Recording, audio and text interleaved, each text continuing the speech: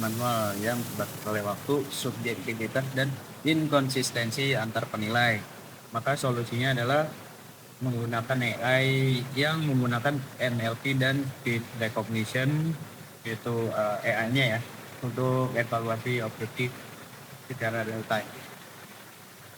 Lalu selanjutnya yang jadi rumusan masalah dan tujuannya adalah rumusan masalah bagaimana membangun sistem otomatis berbasis web yang metrik linguistik yang relevan untuk kualitas bicara, bagaimana integrasi ASR dan NLP bekerja secara sinkron.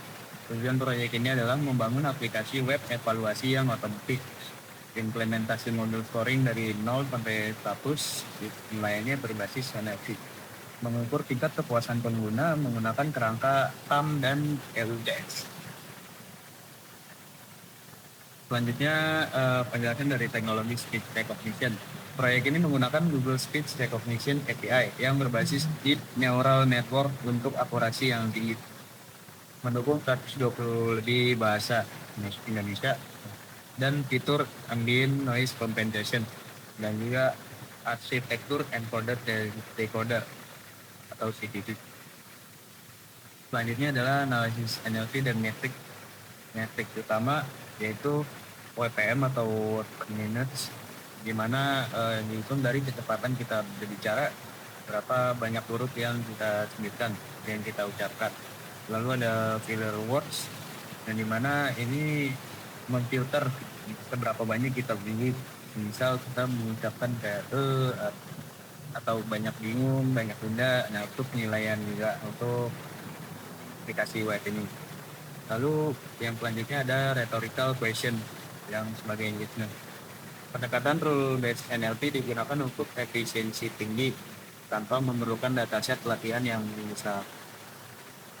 Selanjutnya metodologi dan dataset. Komponen-komponennya adalah model ASR dengan dataset tertutup data dari Google Text to Text, dan keterangannya model closed source terlatih. Lalu komponen yang kedua adalah filler dictionary, yang mana dataset atau sumber datanya dari daftar mandiri. Keterangannya adalah kayak jadi gitu.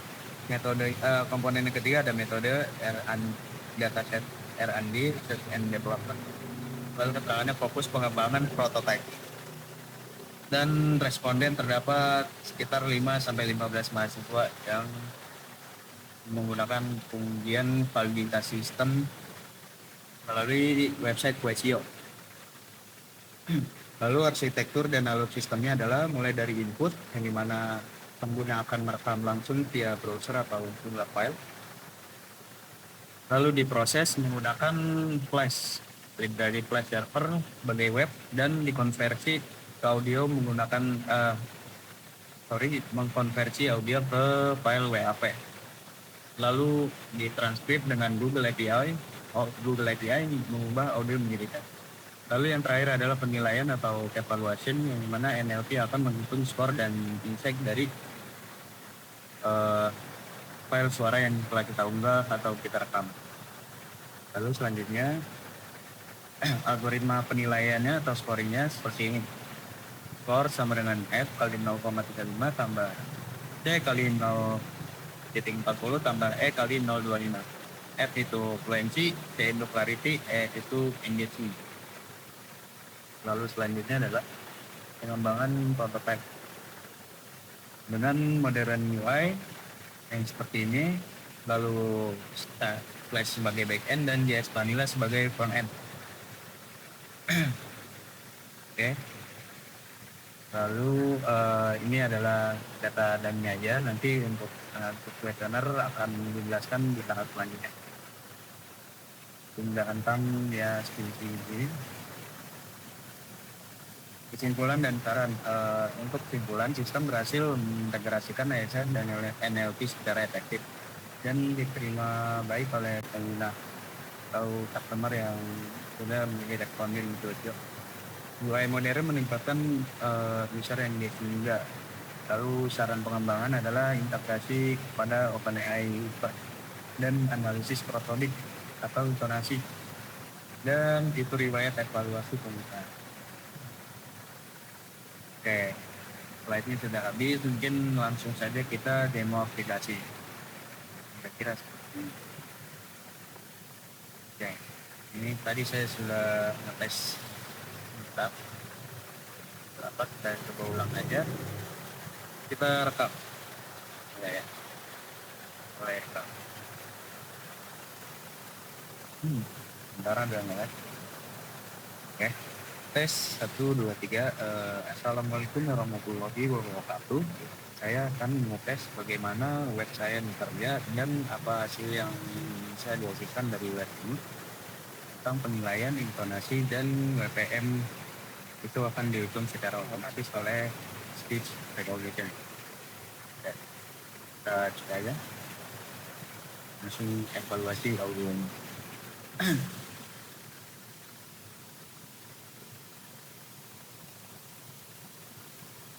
Oke, kenapa ini nol?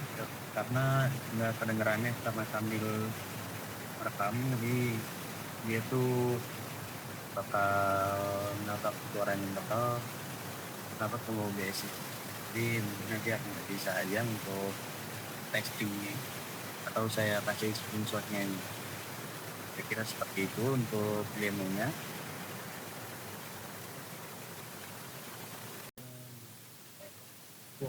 Tes. Ini adalah hasil dari kuesio yang dimana pertanyaan mengenai proyek saya.